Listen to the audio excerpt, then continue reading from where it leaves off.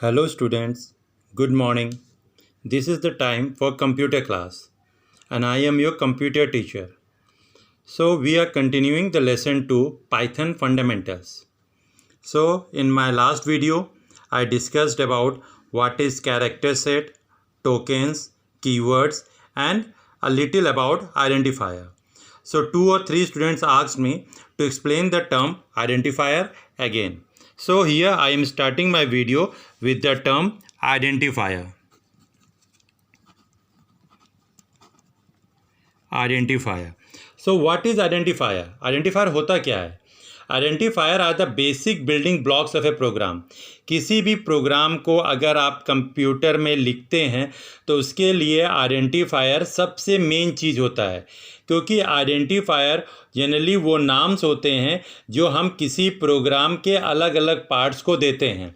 जब भी आप कोई प्रोग्राम बनाएंगे तो उस प्रोग्राम में आप कोई वेरिएबल यूज़ करेंगे, किसी क्लास का नाम यूज़ करेंगे, किसी ऑब्जेक्ट को यूज़ करेंगे, किसी फंक्शंस को यूज़ करेंगे, किसी लिस्ट, किसी डिक्शनरीज़, इन सब को यूज़ करेंगे.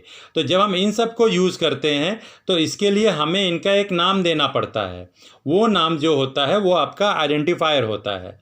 So identifier are the basic building blocks of a program and are used for the names given to different part of the program like variables, object, classes, etc.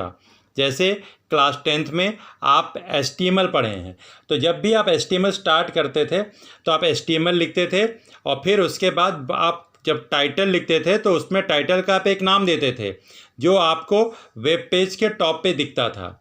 तो वो आपका web page का नाम होता था, title होता था. तो इसी टाइप से जब भी आप कंप्यूटर में कोई प्रोग्राम्स बनाएंगे तो उन प्रोग्राम्स के जो अलग अलग पार्ट होंगे, जैसे आपका वेरिएबल्स हो गए जिनमें वैल्यू स्टोर होता है, क्लास होते हैं जिनके अंदर कई सारे फंक्शंस बनाए होते हैं, तो इन सब का एक नाम देना पड़ता है. यही नाम जो होता है ये आपका आइडेंटिफायर कहलाता है. तो आइडेंटिफायर्स के लिए कुछ रूल्स बनाए गए हैं जिनको हमें फॉलो करना पड़ता है जब भी हम आइडेंटिफायर्स को यूज़ करते हैं. कह रहा identifier long sequence of letter या डिजिट्स हो सकता है. जैसे एग्जांपल आपको लिखना है roll number of student, roll number underscore number of underscore student. तो ये आपका long sequence of letter and digits आ गया. तो ये एक आइडेंटिफायर है आपका. तो जब भी आप कभी कोई भी लेटर यूज़ करेंगे, आइडेंटिफायर का जो नाम होगा पहला जो है वो लेटर से ही बिगिन होगा या अंडरस्कोर से बिगिन होगा. The name of the identifier must begin with a letter और अंडरस्कोर. जैसे एग्जांपल हमने लिखा नेम, तो नेम एक आइडेंटिफायर हो गया क्योंकि ये लेटर से बिगिन है. या हमने इसमें लिखा फॉर एग्जांपल जैसे अंडरस्कोर रोल नंबर, तो यहाँ पे अंडरस्कोर से आइडेंटिफायर स्टार्ट हो रहा है.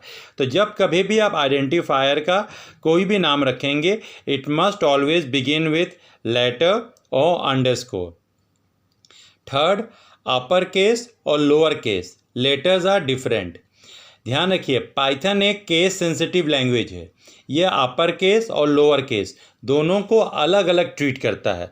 फॉर एग्जांपल जैसे अगर हम लिखते हैं roll number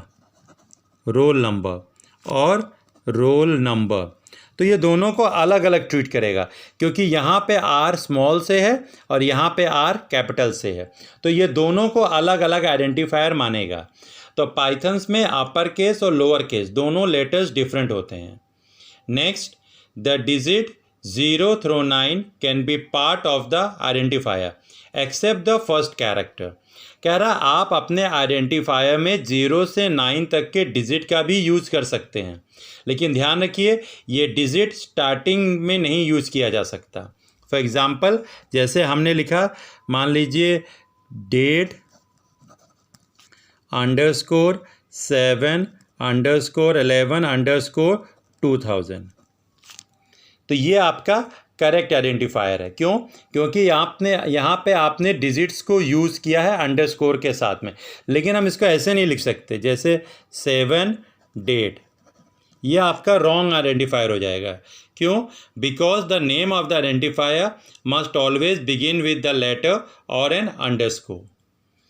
next, identifiers unlimited in length है। मतलब जैसे हमने यहाँ पे लिखा है roll underscore number underscore of underscore student, तो जो आइडेंटिफायर्स है उनका लेंथ आप चाहे जितना भी लंबा यूज़ कर सकें, लेकिन ध्यान रखिएगा पाइथन एक केस सेंसिटिव लैंग्वेज है और वह अपर केस और लोअर केस दोनों को अलग अलग ट्रीट करता है।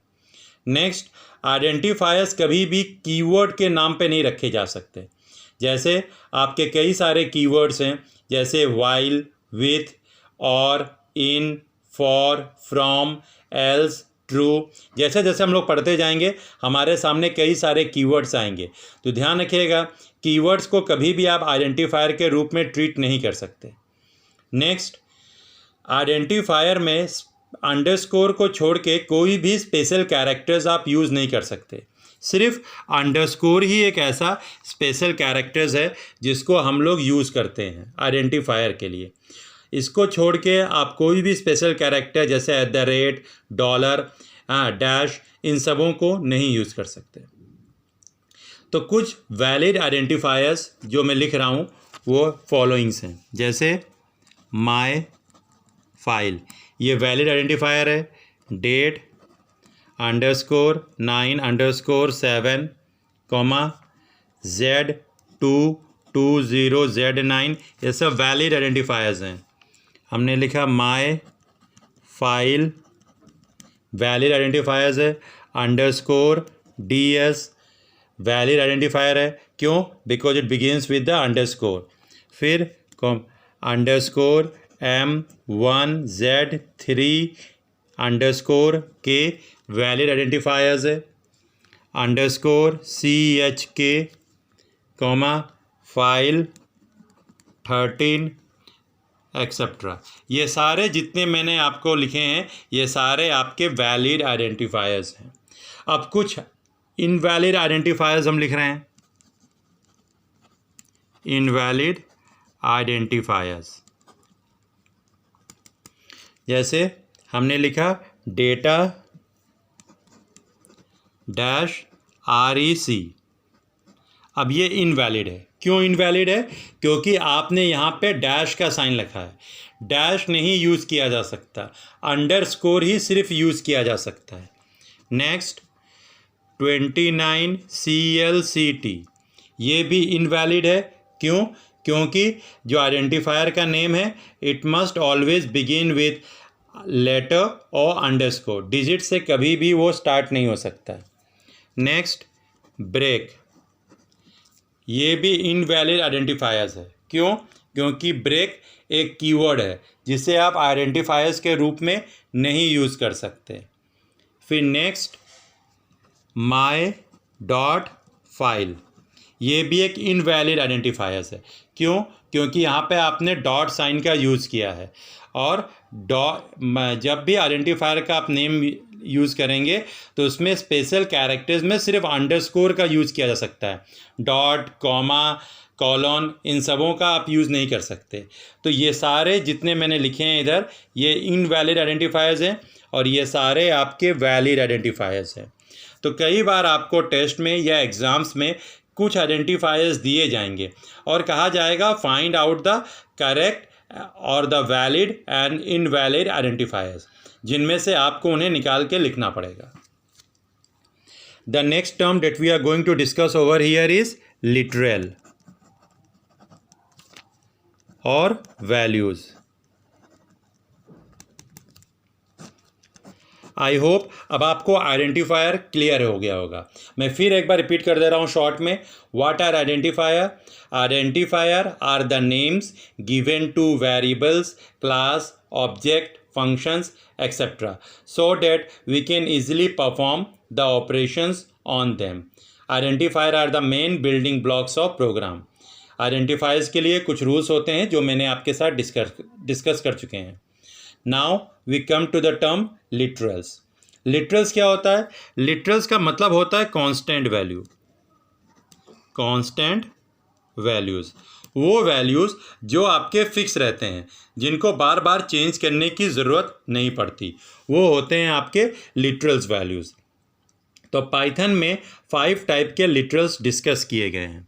पहला है आपका स्ट्रिंग लिटरल्स, दूसरा है आपका न्यूमेरिक लिटरल्स, तीसरा है आपका बूलियन लिटरल्स, चौथा है आपका special literals, and fifth is literal collection. These are the 5 different types of literals in Python. So what is literals?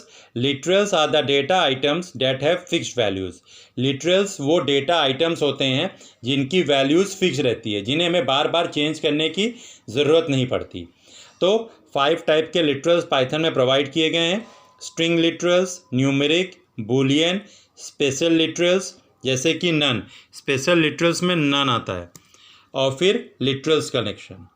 हम लोग बिगिन करते हैं with string literals. String literals, so what is string literals? तो string literals are those literals that comes under single quotes और double quotes. तो कोई भी चीज़ अगर आप सिंगल कोट्स में या डबल कोट्स में लिखते हैं उनके बीच में, तो उसे पाइथन जो है वो स्ट्रिंग ट्रीट करता है।